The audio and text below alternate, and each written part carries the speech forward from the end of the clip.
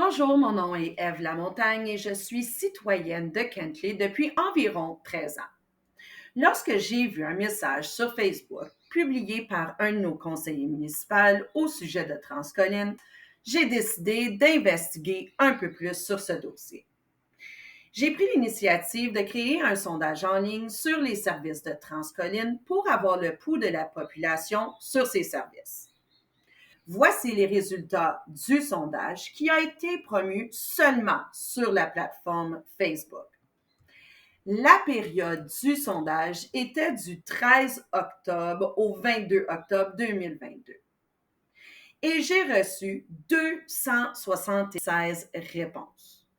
Des 276 personnes qui ont répondu au sondage, 25 utilisent les services de Transcolline et 75 ne s'en servent pas. Examinons un peu plus en détail le profil des utilisateurs. Nous allons commencer avec les groupes d'âge. Plus de la moitié des utilisateurs sont des étudiants âgés entre 12 et 20 ans. La fréquence d'utilisation par semaine, en majorité, est plus de 5 fois par semaine et plus. Si les gens ont des passes mensuelles, alors 70% des gens ont répondu que oui, il y avait une passe mensuelle. Et la dernière question sur le profil des utilisateurs était: quel service utilisez-vous? Et la majorité des gens utilisent le service combiné. Les prochaines questions étaient plus au sujet des incidences si jamais Kentley décidait d'annuler les services de Transcolline. J'ai classé tous les commentaires en 3 différentes catégories.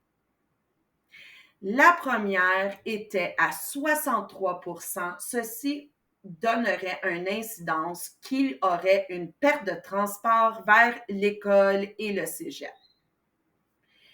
La deuxième catégorie était des complications majeures pour le travail à 26%. Et finalement, la perte d'autonomie qui était à 19%. Maintenant, allons regarder un peu plus en détail pourquoi les gens qui ont répondu au sondage qui n'utilisent pas les services de Transcolline ne l'utilisent pas. Alors, encore une fois ici, j'ai classé les commentaires en 3 différentes catégories. 54% des commentaires étaient au sujet des heures de service. 35% étaient au sujet des emplacements des arrêts et 56% étaient autres. Dans la catégorie autres, nous avions des commentaires comme le type de travail que la personne fait, des situations familiales, être à la retraite. Alors, il y avait beaucoup de ce type-là. Il y avait également une section où les non-utilisateurs pouvaient faire des commentaires ou des suggestions. Alors, des commentaires que j'ai reçus étaient: mon emploi ne me permet pas d'utiliser ce service. Ceci étant, je ne crois pas qu'il faille s'en retirer pour autant. Certes, possible qu'il faille adapter. Peut-être réduire le service pour les principaux axes routiers, soit 307 vers Cégep, Luco et Centre-Ville, sur les heures de pointe du matin et du soir.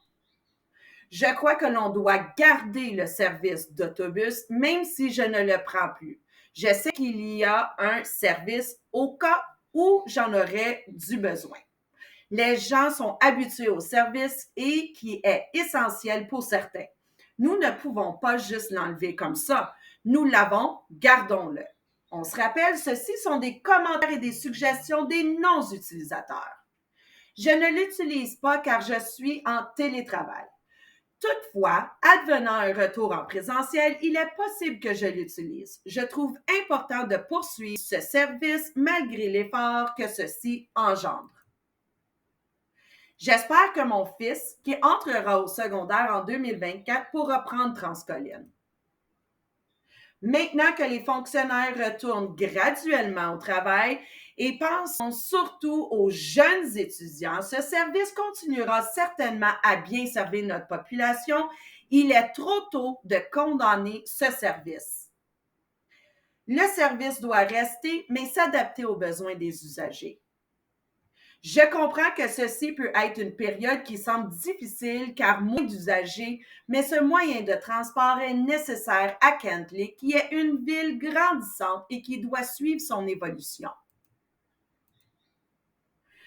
Je veux continuer à payer pour ce service car plus tard, ce seront mes enfants qui vont profiter de prendre l'autobus. Mes enfants aimeraient l'utiliser la fin de semaine pour se rendre aux promenades.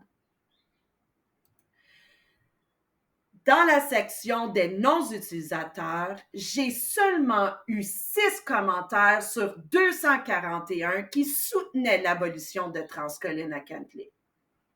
J'espère que nos conseillers municipaux prendront le temps de lire la totalité des commentaires des utilisateurs et des non-utilisateurs avant de prendre une décision qui aura des répercussions importantes sur la population de Kentley.